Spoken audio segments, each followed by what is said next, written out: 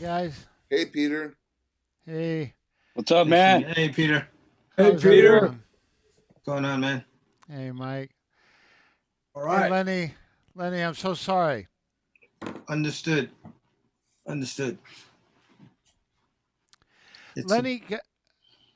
yeah. Can I ask you a question?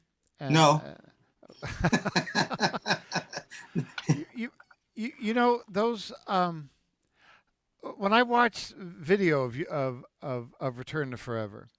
Mm-hmm. I mean, this could be for all of you, I guess, but how did Chick remember all this stuff? I mean, these are really massively long pieces. That's a good question. That's a good question. I always wonder that stuff. Okay, I'm going to tell you. Chick wrote all of the stuff. So, you know, he had an idea about what it is that he wanted. He's a great orchestrator. And in writing music, he has a methodology of how he does it. Just so happens that how I learned Chick's music without reading it is the same way that he writes it. There are certain groupings that Chick had. And once a composer writes a certain way, you kind of suss out what that is. And then, you know, he might do this here, do that there.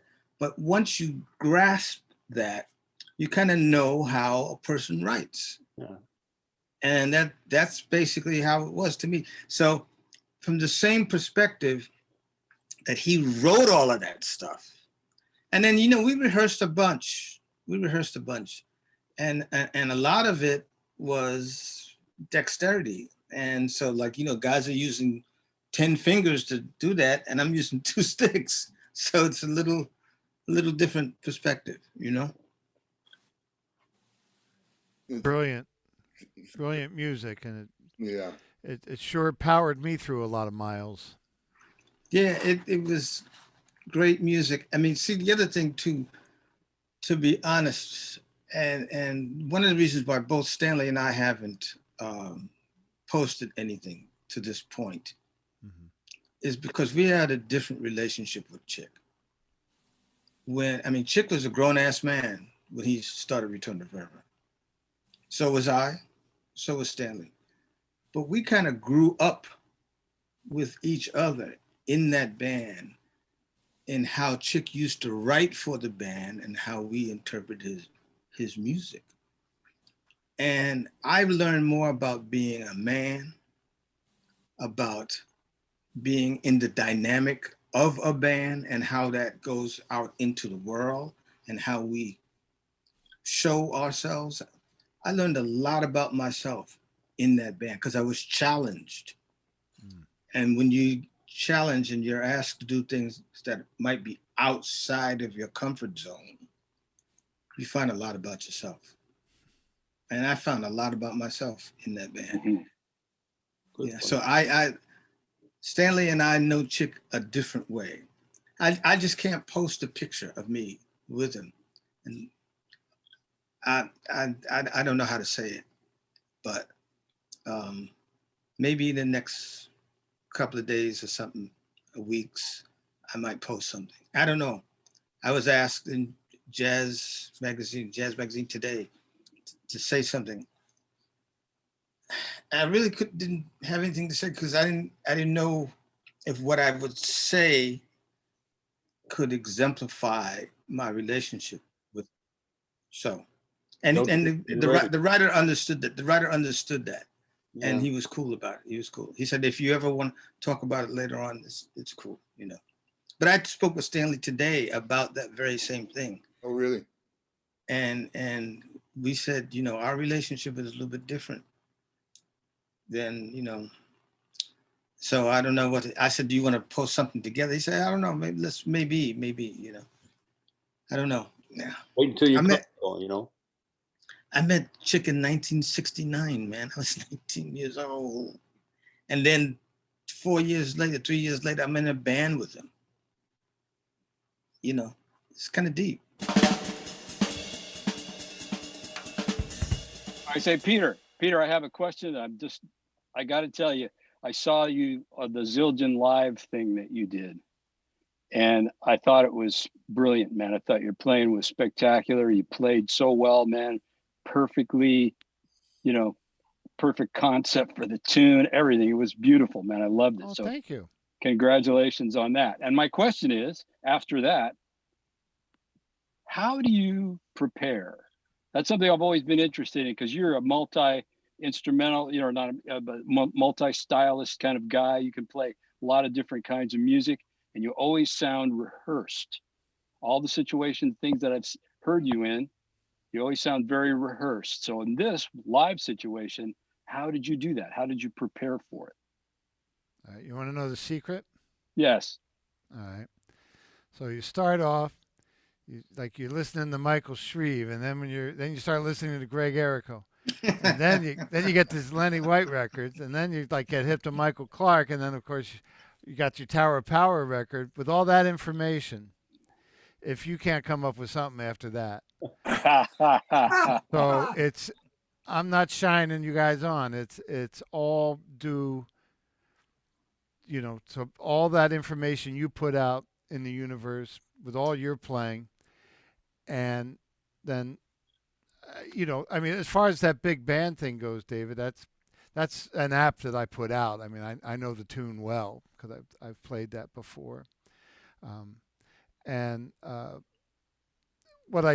This was the thing with Paul Francis, right?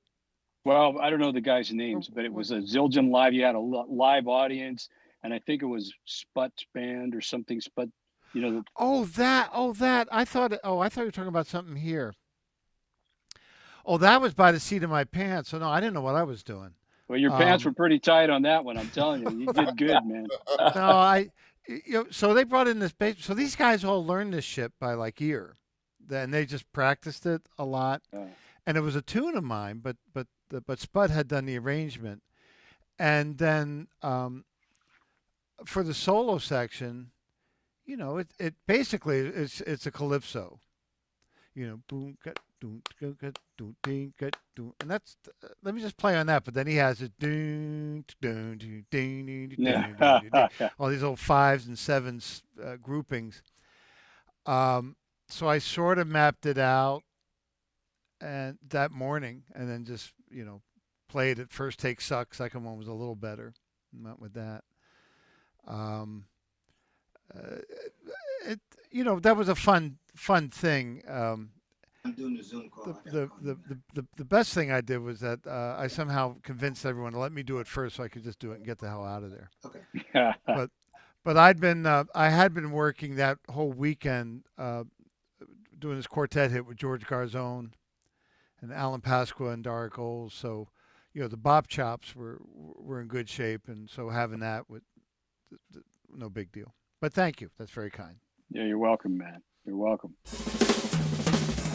I just purchased one of your books today from your website. I'm looking forward to. It's the tips for musicians. Oh, the Musician's Lifeline one. Yeah, that looks really good. That's a fun one. Yeah, I bet. I'd already read the No Beethoven, and that was just brilliant. I really, really enjoyed that. When people pay money to see you play, you can't just play the right notes. You have to give them more. It's not enough just to play the notes. You have to give them more. So I asked my teacher, I say, should I ask him what happens if it's a free gig? I mean, check this out. At this summer music camp, Don Grolnick was there, Keith Jarrett, Gary Burton had been at the 1961. Randy Brecker was there, David Sanborn, Jim McNeely. I don't know any of those guys, but. So Paul Guerrero was. I got a photo. All right, here. I'm going to go multimedia on you here. Is that cool? Yeah. I don't have Paul, but wait, where'd it go? No, check Peter out. Look out, sci-fi. What's up, You James see- Bond? Come on. Oh, there we go. Why is it got? Do you see the picture? No. Yeah, Well, we did. There Yeah. it is. There we go. It was there for a second. Yeah, there we go. That's Lewis Hayes at Yeah. that same camp. wow. Wow. That's so cool. Yeah, that was. So Paul was the drummer in the North Texas band that year. I think he was getting his graduate degree, and so he was my teacher for that one 1 or 2 week period. I forget how long the camp was. Maybe 1 week, which seemed like a lifetime when you're a little kid. I met him in about 1959, Whoa! and he heard me play in some like parking lot somewhere in Fort Worth with the Dixieland or a trad band. And he invited my father and I out to this club called the Chalet in Dallas. And he said, your son's talented, please bring him out and he can play with my group. Paul had a group out there, trio.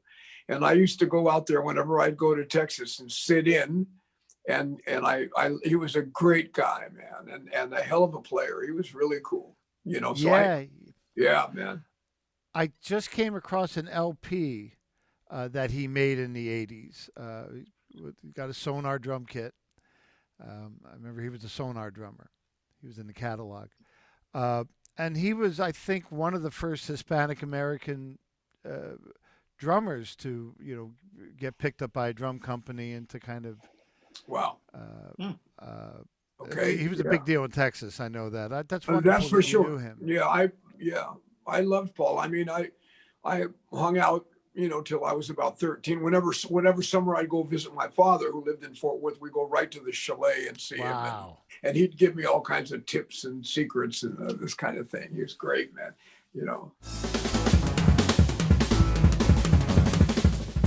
My dad was a huge jazz fan, and the way that I first met Elvin Jones was sneaking into a show with Coltrane at Stanford University, and somehow I came through the ceiling of the men's dressing room, and Jimmy and Elvin and McCoy were there. Anyway, they were really sweet. They invited me and my brother up to Jazz Workshop in San Francisco. And of course, I realized that we had ridden our bikes there because we were young. So my father had to take us up there, right? So we went up there and we were too young to get in the club, of course. So my dad went in and he had the night of his life hanging out with Elvin and Jimmy Garrison at the Jazz Workshop. Yeah. Well, we were outside like little puppy dogs, looking in.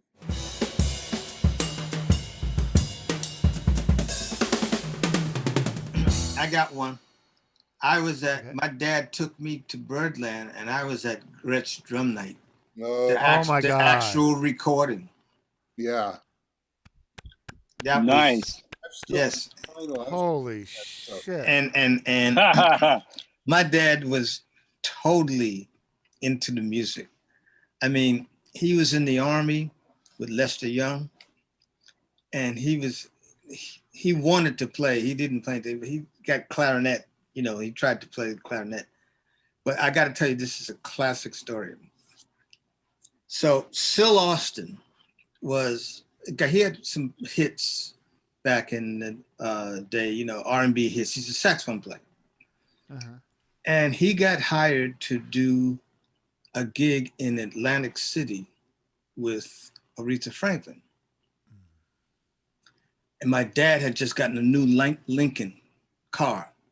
So he said, yo, White, why don't we drive down to Atlantic City, and don't worry about, because he wanted to get into my dad's car. He wanted my dad to drive. So they drive down, and he said, look, it's cool. You can be in the band. I'm the contractor. So all you got to do is, my dad said, yeah, but I don't play. He said, don't worry about it. Just come on, man. You can play the piano and everything's going to be cool. It's fine. It's going to be fine.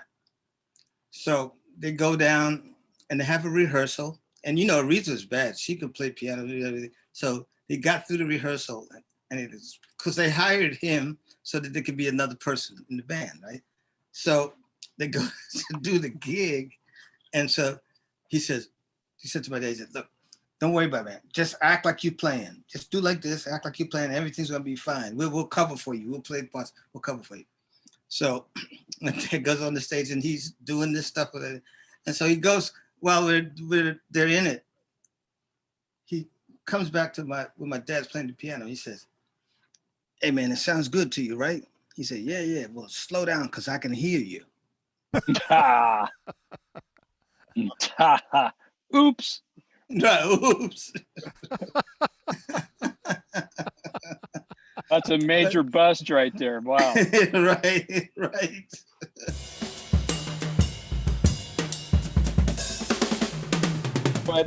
But I gotta bring up Joe, whom I missed. I really do. I think about him a lot, man. He was such, not only a musical inspiration and such a genius musically, but it was just a fun person to hang out with. Do you have any recordings from when you were with the band? There's a bunch of black market stuff and board stuff that his Ivanhoe, first son, had got. And over the years, people have sent me, it's all live stuff.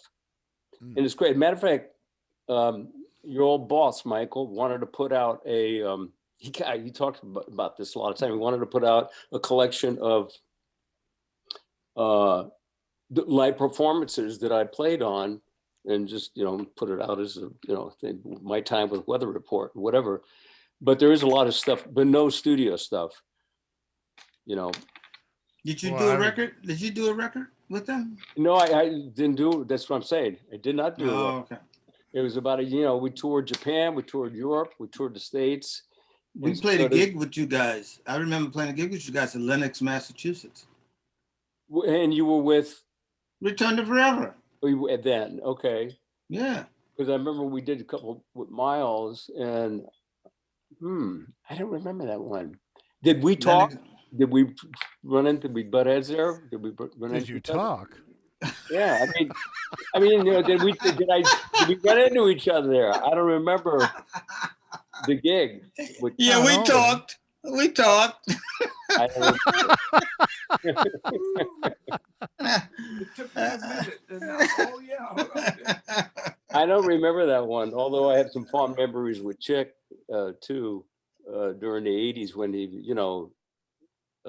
we did a bunch of touring with the Scientology group. You did? Yeah.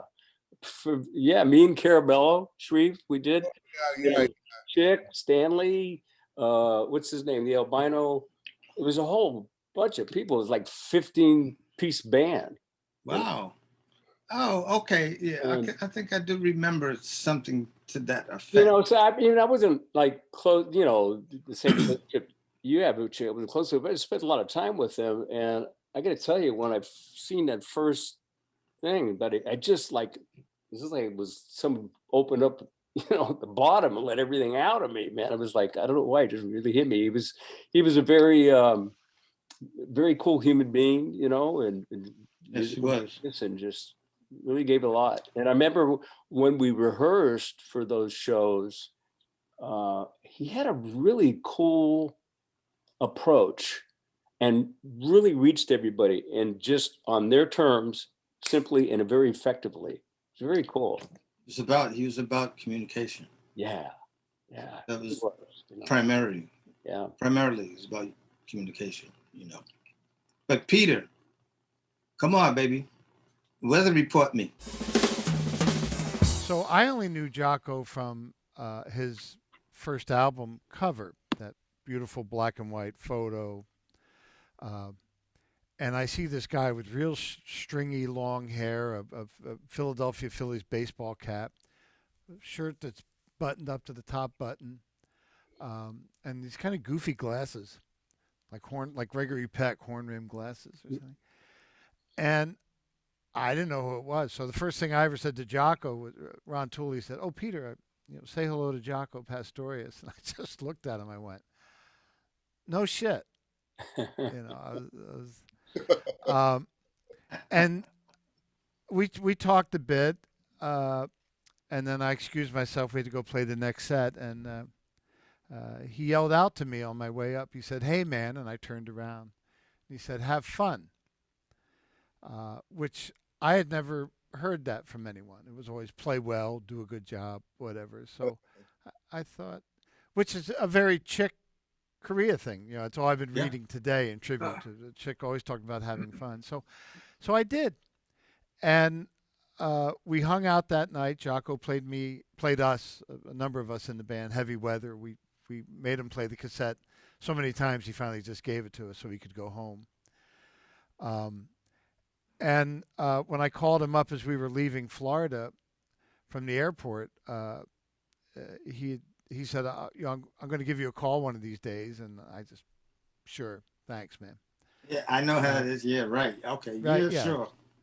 So they did, and they were starting work on the Mr. Gone album, and I was going to fly in and just work one day on the record, and I knew I wasn't ready. I didn't have studio chops. Also, the weather was really bad in the Midwest, all these winter storms, and I was really afraid I would hang Maynard up if I couldn't get back in time to do the gig. We had like a day off. So I turned it down, Wow. which I think made some sort of an impression on them. So meanwhile, then Jocko recommends, Joe, we got to call Steve Gadd. So they hire Steve, they fly him out. Steve's been up for I don't know how many days. They're recording the album in Zawinul's house in Pasadena. So Steve shows up. Joe says, "Hey, Steve, good to meet you. Listen to this. This is the song we're going to do." And Steve gets kind of comfortable right by the grand piano on the carpet. He goes, "Yeah, So as they're playing it for him, he passes out. And I mean, passes out like Joe's kicking him and he can't wake him up. So like 8 hours go by and Joe turns to Jocko and like, "Great fucking idea, Jocko." So finally Steve wakes up, sits down at the drums, one take, kills it, they get it. Meanwhile, they needed a drummer to go to Japan, and I got called again, so I didn't turn it down, and took the gig. So it was really thanks to Jocko, kind of, and I think because Joe and Wayne had both played with Maynard Ferguson. That was one of their first gigs. Wow. And I know that if they'd ever heard me with either Maynard or the Kenton Band, they never would have hired me. But this is 70 what? 70 this what? is 78. Oh, 78. 78. They were intrigued by the idea that here's a guy that played, and I think in their minds, Lenny, they were thinking of the Kenton Band from the 50s. Right. So they're sort of like, yeah, this could be interesting. I just kind of got lucky. I mean, Jocko was a very, well, you all know he was very easy to play with. Ah. He was carrying the weight. Yeah. Oh yeah. He was great. Yeah. The fact that's why I asked you when that was, because it was 77. 76, 77. Joe called me. It was after I had done Jocko's record. Yeah, I bet he called you. And Joe called me and he says, Joe, oh, hey man, Jocko likes the way you play. I want to know you want to join the band, man. You want to join the band, And I said, Joe, it would be great, but I just came out of a band with a whole bunch of, guys that, star guys. And I'd like to play some of my own music.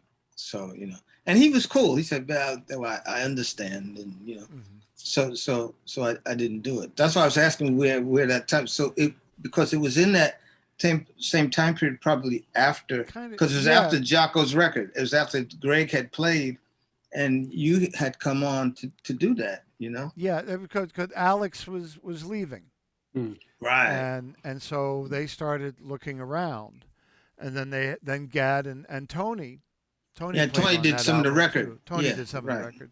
Right. And in fact, Tony, at his own expense, flew himself back down to L.A., I think, with his drums to re-record some of what he had done because he felt he could have done a better job. I remember that.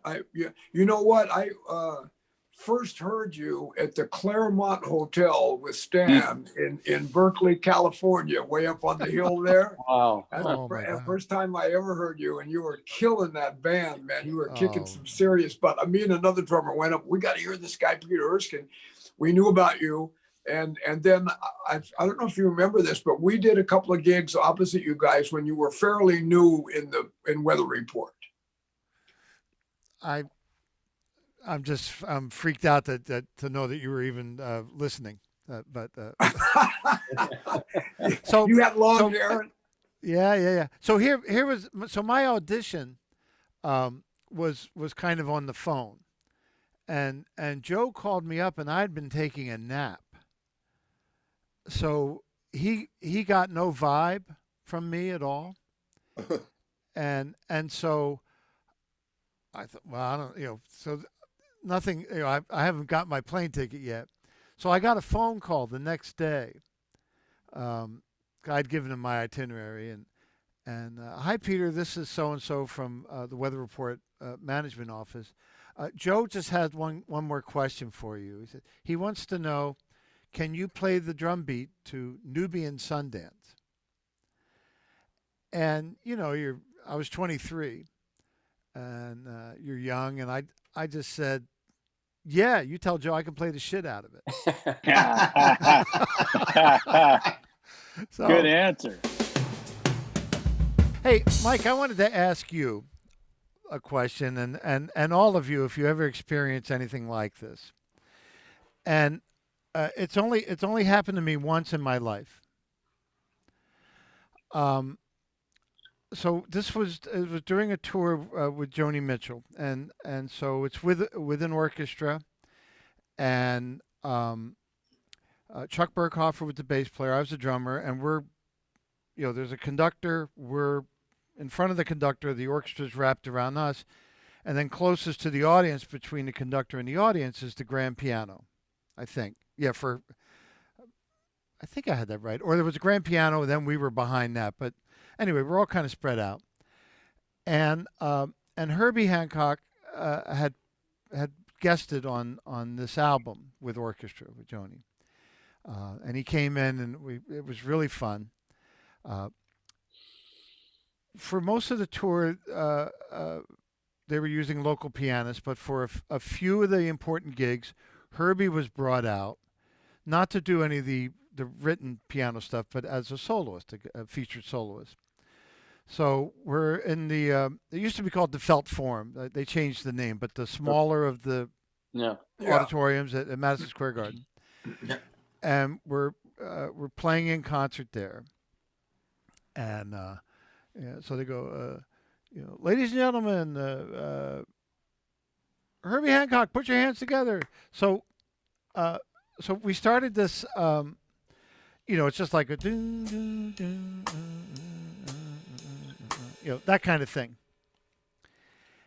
And Herbie smiles. He does a little wave to the audience. As soon as his butt hit the throne, the piano bench, he did two chords like a Killer Joe, like beep bop. And Mike, I swear, man, it was like some kung fu shit. My right hand just it went into a time zone on its own. I mean, I was kind of staring down at my hand in disbelief. Do you know what I'm talking about? And I never experienced this. It's just from the power of his time. And he just played 2 chords. You know, I've been to the point, Peter, with him where he took it emotionally so high that I'm not one of those guys that has an out of body experience. I don't think I've ever experienced that, but I would have involuntary tears of joy. And I could, you know, that picture of either Dolphy or Train, I forget, where you see the wind blowing and his hair's blowing back, you know, I saw that with Herbie Hancock. It was such a hurricane force when we got to the most passionate, insane moment, you know, that I looked up and I could see, it seemed like the wind was blowing towards him at 100 miles an hour and his hair was back behind him like that. I saw it. It was like I was somewhere else. It was a little different than what you're talking about, but yeah, his groove when he really felt it, yeah, he had something else with him, you know. Right. I feel. And he gave you guys both gave him a good space and a good bed. See, he's used to that. When he gets that, that's what happens. See, when he played with Ron Carter gave him that space. And then we played with Tony, he did that. But what happens, you guys gave him that space. I know, because when I played with Jocko with him, what happens is when he's in a comfortable space, he kind of lifts the music. Yeah. And the energy goes up. And then when you match that energy, then he starts to, you know, that roll piano stuff. That's Peter, I know exactly what you're talking about. And yeah. Mike, I know exactly what you're talking about. I've experienced that with you before when you and I played, when the spirit hits like that. You know, Herbie used to say, when he gets to that point, he said, man, when I get to that point where I start playing that trill I stole from Whitney Kelly, the shit's on. That's right. That's right. And see, you know, that's playing a pulse. That's not, the only way that I could explain that, Peter, and I know that you'd understand this, it's not about playing the music. It's about playing a feeling. Yeah. And when you get with certain guys that do that, and I know you did it with Jocko too, you get to this point and what happens is that it elevates and the energies match. And when the energies match and the trust on the bandstand goes like this, it becomes magical.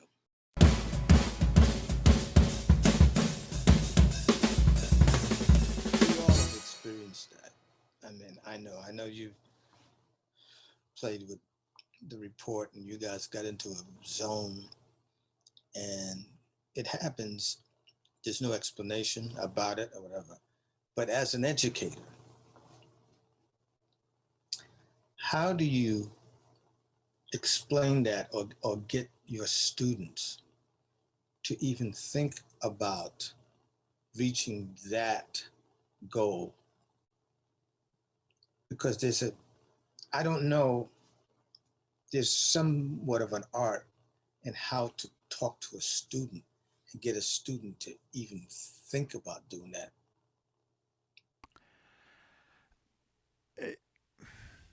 Well, I remember once playing something for a student, and he seemed genuinely puzzled because of the intensity of the emotional moment that he recognized. And he turned to me and he said, how do you do that? And the only thing I could think of, as you know, here I am, a professor at USC, I said, you got to give a shit. I mean, you know, you really have to. Then I decided, so two more steps to the answer, Lenny. Then at one point, I remember doing a workshop and someone said, how has your playing changed over the years? And I said, well, you know, when I was younger, I played as if my own life depended on it. And I said, now I play as if someone else's life depends on it. Good one. Which, wasn't bad. Yeah. And that has since evolved to something rather strange. I remind my students of my teaching studio on campus. I've got the frame photos of Elvin, and I have Gene Krupa, Buddy Rich. I got Don Lemon. I got Tony, and the usual suspects. And here at home, in this home studio, I only have one drummer's framed photo. All right, I'm going to show it to you. I showed it to them. And Wow. Bill Livornia Wow. with Judy Garland, this old Slingerland ad. And Bill Livornia was a New York studio drummer. And what I tell the students is, I say, I have this up on my wall because I look at it and it tells me one thing really loud and clear, that it's all about the song. It's all about the song. And I think for me, Lenny, now is if the ego, I think for all of us, was such an important driving force, and the whole alpha, I don't know what. I'm not a psychologist, but we were all really giving it a go. Yeah. And then at a certain point, what the rock drummers or the pop drummers or the funk drummers or a lot of the jazz drummers figured out, and I envied them. These guys are playing for the song. They're playing for the music. They're not playing for whatever that thing is that like you're playing for another drummer. I don't know about you guys, but I used to really worry about what other drummers thought. Because a lot of times, I was a young guy on the gig, and it always felt like whenever I played, there were always the cats checking it out. Yeah. And then I realized after a while that it's actually, I think it's the singers or the trumpet players. I gotta make sure they like it. And then once you're free from all that, it's very liberating. So I think that's and what those moments of getting beyond, going outside of your body, whatever. I think it's kind of an egoless state, right? Oh, definitely. Peter, I heard a quote recently that kind of, to me, has been really kind of, it changed the way I thought about a lot of things that I do with my teaching and even just playing. And that was that Mark Twain quote, "Don't let school get in the way of your education." And I think about that, and I realize it kind of transformed the way that I think about a lot of things, because really, like drumming on the level that we're talking about, playing music, it's about creating, it's all about that. And that's how you find your space in what we do in our art, is by learning how to create and just being yourself. And that drumming is so much more than paradiddles, how you learn it, it's really something. So anyway, I'm a work in progress. We're all works in progress, but that's something that really changed the way that I thought about a lot of things, was that particular quote. I love it. That's fantastic. You have the education thing down, David, and so do you, Peter. You guys have the education thing in a very good space. It's in a very good space for students to come and for you guys to take them into the next level. Well, I think that can be said for everyone here. Yes, sir. Positively. I agree with that. We do it. We all do it when we play. We do it when we play. Yeah. So Peter, one more question. I got one more question for you, and then I'll leave you alone with questions. How do you practice these days? What is the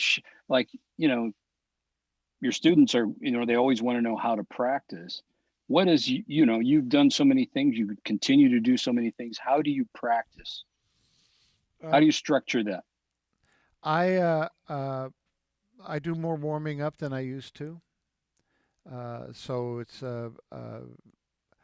and my warm up on the pad is it's very soft. It's not fast. It's kind of all about tone. So I'm just very aware of the tone I'm getting and consistency. And so stuff is no faster than that. And then I'll just start playing. Let's think of those as eighth notes, I guess. 1, 2, da da da da da. I'll just start playing around the kit, and then moving, and then doing singles, doubles, paradiddles, offset doubles. Right, left, right, left, left, and then moving the voices, and then just try maybe multiples on with the bass drum or anything. And if there's a hiccup anywhere, then that informs me what I want to massage. So my practice has kind of just become this sort of extensive self-diagnostic thing. And then I'll let something like, oh, that's okay. That puppy is asking for a little more attention. So I'll play with that. Unless I have specific homework for some piece I have to play. Is it daily? You practice daily? Do you have a daily thing you do? No, I don't have enough discipline. Unless I have homework coming up. Truth. Yeah.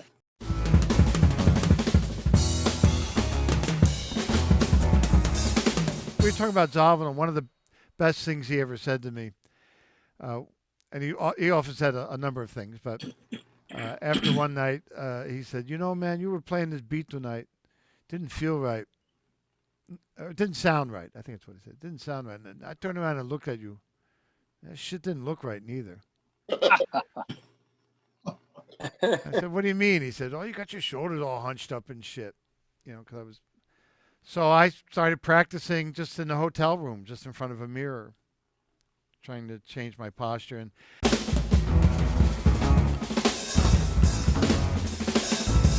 so it sounds awful. We get to the drum solo. Now MTV was videotaping this thing, and I notice in the corner of my eye this cameraman's going for the shot as I start the drum solo. He's kind of coming up low behind me, and I do a Gene Krupa story. I drop both of my sticks. Oh, I'm so disconnected from this shit, right? Wow. And I somehow fumble, recover.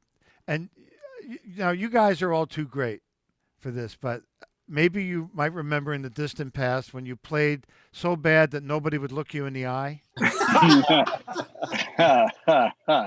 yes.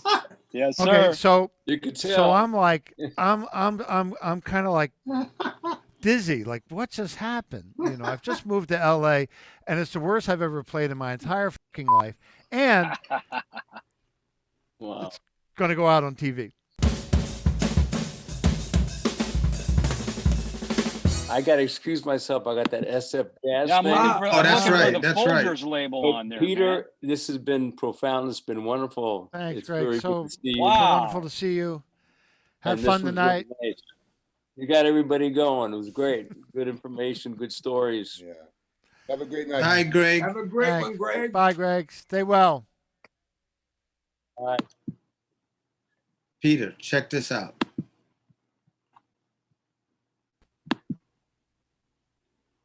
Oh, Oh.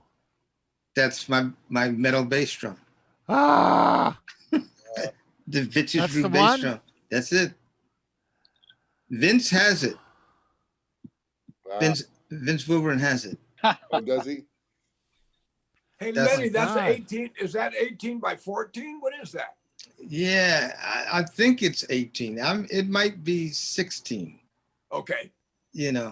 But that's an oil drum. That's actually an oil drum. They used to carry oil in it.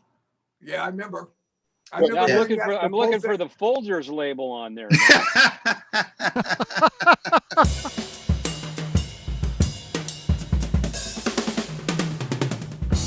Yeah, I got Peter, a you're roll, such man. you're such a world-renowned jazz communicator. You're such a translator, and it's so great to be able to talk with you. Yes, sir. Oh. Who? Indeed, you. You, Me? man. Oh.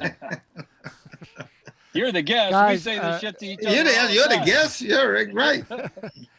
All I hope for is that that I may be invited again, just to hang out, because getting to see your faces is so good for my soul right now, and the history and the love. Come on, Lenny, give it up. and the gratitude, I can't express it. I can't begin to express the gratitude to all of you. Thank you so much. For the music. Thank you so much. We're honored. Pleasure, I'm brother. honored. We're honored that you're here, man. Yeah, Beautiful. boy, no, big time. So great to have you here. Peter, we go back a long way, man. Yeah. I mean, and that's what's really very, very important. That after all of these years, we can still get back together and talk about things that we know. Yeah, that's why we do this. You know, I'll end it. I'm not trying to get the last word, but it reminds me of I'm in the San Francisco airport with Joe Zawinul, and two things happened that day. This was right after Jonestown, and it was the horror of it's in the newspapers, right? And we're kind of stunned, and we're looking at it. And Joe turned to me and goes, "You know what, man? I can't wait till next week." I said, "Why?" He said, "Because by next week, Time and Newsweek will come out, and they'll have color photos of all this shit." Oh, gee. What? Oh, man. But right after that, man. across the whole lobby of the airport, he saw Woody Herman, and Woody had a walker. After some surgery, Woody's still out there, and Joe yelled across the whole San Francisco airport check-in area. He goes, "Woody Herman." Woody looked, and Joe did his, kind of that Roman legion kind of thumped his chest, and he said to us, but kind of to Woody, very loud. He just went, "Survivor." So we're all yes, sir. Survivors at this point. Peter, I also wanted to congratulate you. I don't know if you guys know Peter's daughter. Oh, yes. That's right. Yeah. Wildly successful show, which is rave reviews and really great. So congratulations on it. Oh, thank you. Yeah. It's very funny, and she's going to make us grandparents in about a month or so. Oh, congratulations. So, thank you. We're looking forward to that. Hey, I love you all, and please invite me back. I would just love to hear more stories, and I'm gonna ask each of you how you do what you do. So, all right. Thank you so much, Peter. All right, Peter. So Paul Guerrero you. would be proud, man. Okay. Thank you, guys.